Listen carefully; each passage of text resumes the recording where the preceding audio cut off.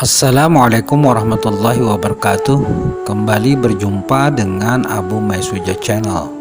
Sebelumnya, Abu Maisuja Channel telah mengungkap tentang sosok ulama karismatik asal Takisung, Kabupaten Tanah Laut, yakni Tuan Guru Muhammad Nur Takisung.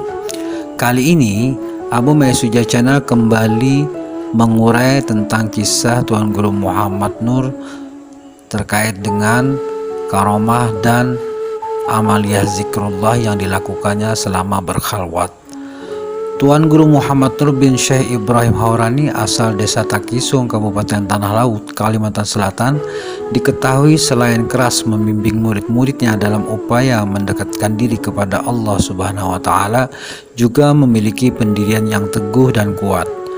Dalam ijtihadnya melazimkan zikrullah tentulah tidak gampang, tetapi dijalani dengan kesungguhan dan istiqomah. Menjadi seorang ahli zikir yang senantiasa bertakarrub mendekatkan diri kepada Sang Khalik dijalani oleh Tuan Guru Muhammad Nur dengan proses yang tidak mudah, tetapi dia senantiasa melazimkan zikrullah dalam setiap ibadah sholatnya dengan jumlah hitungan yang sangat banyak.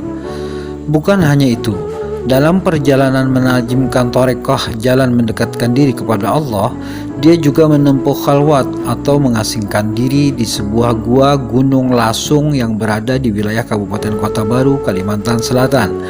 Menurut khadam atau pelayan yang sering membantu di kediaman Tuan Guru Muhammad Nur, yakni Hajah Hairiyah, dia pernah mendengar cerita dari istri Tuan Guru Muhammad Nur bahwa Tuan Guru Muhammad Nur pernah melewati khalwat atau mengasingkan diri di Gua Lasung, Kota Baru selama 41 hari 41 malam tanpa makan dan minum.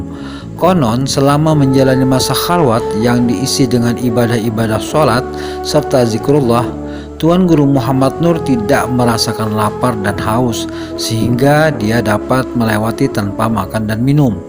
Menurut kisah, Guru Muhammad Nur berkhalwat sendirian saja selama 41 hari. Dalam pengasingan diri di waktu yang berbeda, Tuan Guru Muhammad Nur juga pernah melakukan sebuah amaliyah yang teramat sulit dapat dilakukan oleh orang lain.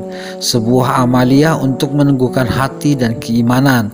Dia telah memandangi matahari sejak terbit hingga tenggelam tanpa harus mengedipkan mata dalam keadaan berpuasa.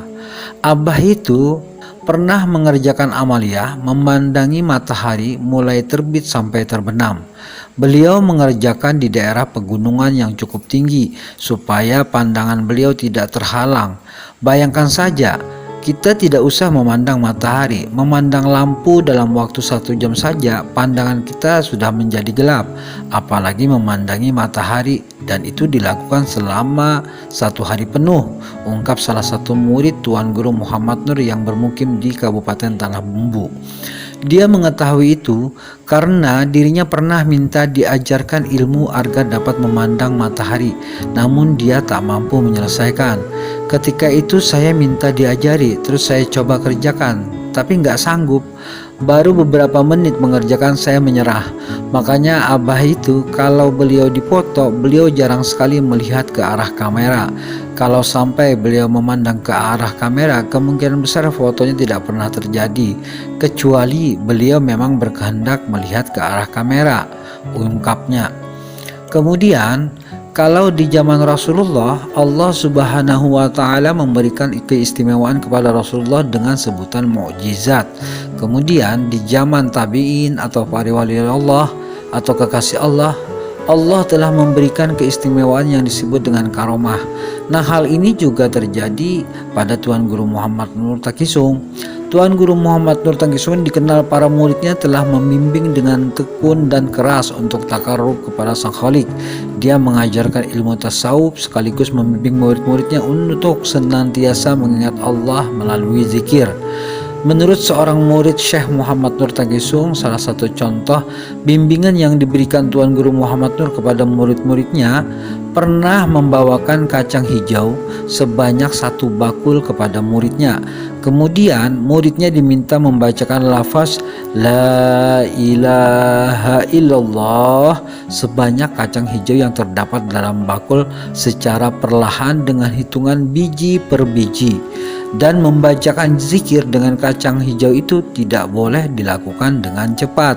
Misalnya baca La ilaha illallah. Setelah selesai satu kali baca, baru boleh mengambil sebiji lagi kacang hijaunya. Kemudian membaca lagi La ilaha illallah. Bayangkan kacang hijau sebanyak satu bakul yang dibaca, ungkap murid Syekh Muhammad Nur Tangkisung pada saat itu. Tidak heran kekerasannya dalam membimbing murid untuk senantiasa berzikir kini buahnya banyak dirasakan oleh para muridnya yang tersebar di seluruh penjuru daerah. Sementara itu, ada salah satu kisah menarik dari sosok Tuan Guru Muhammad Nur Tangkisung dari seorang muridnya yang kini juga sudah tiada, yakni Kiai Haji Anang Sya'rani dari Desa Tanjung Rema, Gang Baru, Kecamatan Martapura, Kabupaten Banjar. Menurut Kiai Haji Anang Sya'rani, semasa waktu hidup, Syekh Muhammad Nur Tangkisung telah mengetahui ajalnya akan tiba sebelum waktunya, baik hari, tanggal, bahkan waktu tepatnya akan wafat. Beberapa hari sebelum wafat, Guru Muhammad Nur sudah membersihkan halaman rumahnya, kemudian memberikan tanda atau ciri lokasi kubur tempat dia harus dimakamkan. Saat itu, dia memberikan ciri bahwa harus dikubur di antara dua pohon yang terdapat di halaman rumahnya, ujar Kiai Haji Anang Sya'rani. Setelah memberitahukan lokasi atau tempat kuburnya, kemudian Syekh Muhammad Nur juga memberikan isyarat dan meminta datang ke Tangkisung pada hari, tanggal, dan jam yang ditentukan. Nah, pada waktu yang diberitahukan itulah beliau wafat, bahkan tidak meleset sedikit pun waktunya dari waktu yang beliau sebutkan sebelumnya, kenang Kiai Haji Anang Sya'rani. Kisah menarik lainnya yang pernah terjadi pada Tuan Guru Muhammad Nur Tangkisung. Suatu ketika Tuan Guru Muhammad Nur sedang menunaikan ibadah haji. Dulu di zaman dia menunaikan ibadah haji, belum ada yang menggunakan transportasi udara, melainkan hanya menggunakan kapal laut. Perjalanan menunaikan ibadah haji memerlukan waktu yang berbulan-bulan hingga tiba di Masjidil Haram. Kala itu Tuan Guru Muhammad Nur menunaikan ibadah haji, meninggalkan istrinya dalam keadaan hamil tua. Setelah beberapa hari berangkat dari Kalimantan Selatan menuju Tanah Suci, mestinya Tuan Guru Muhammad Nur diperkirakan berada di tengah laut melakukan perjalanan haji. Namun anehnya, pada malam tertentu Tuan Guru Muhammad Nur justru datang ke rumahnya di Desa Tangkisung, Kabupaten Tanah Laut, menjenguk keadaan istrinya yang sedang hamil tua. Setelah mengetahui keadaan istrinya dalam keadaan baik-baik saja, Tuan Guru Muhammad Nur kembali berangkat menunaikan ibadah haji. Nah, itulah cerita singkat tentang karomah-karomah yang pernah terjadi pada Tuan Guru Muhammad Nur Tangkisung. Abu Maisuja Channel akan terus melanjutkan cerita-cerita menarik lainnya. Demikian, Assalamualaikum warahmatullahi wabarakatuh.